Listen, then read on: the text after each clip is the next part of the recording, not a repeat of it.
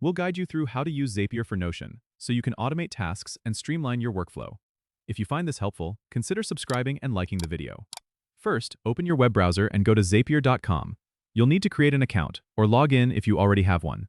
Once you're in, click on the Create Zap button, which you'll usually find at the top right corner. This will start the process of setting up an automation between Notion and the app of your choice. Now, you'll want to select Notion as your trigger app. In the search bar, type Notion and select it.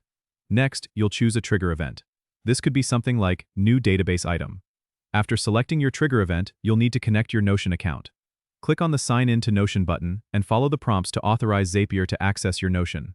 Once connected, you'll be prompted to select a specific workspace or database that you want to monitor for changes or updates. Now it's time to set up the action part of your Zap. Choose the app where you want the action to occur. For example, if you want to create a task in another app whenever a new item is added to your Notion database, select that app. After selecting the action app, you'll choose an action event, like Create Task. Connect the app account if you haven't already, and then map the fields from Notion to the action app. This means you'll align which data from Notion should be transferred to the other app.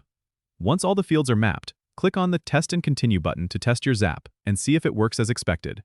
If the test is successful, click on Turn on Zap to activate your automation. This setup allows you to save time by automatically moving information between Notion and other apps you use. Don't forget to subscribe and comment if this helped you out.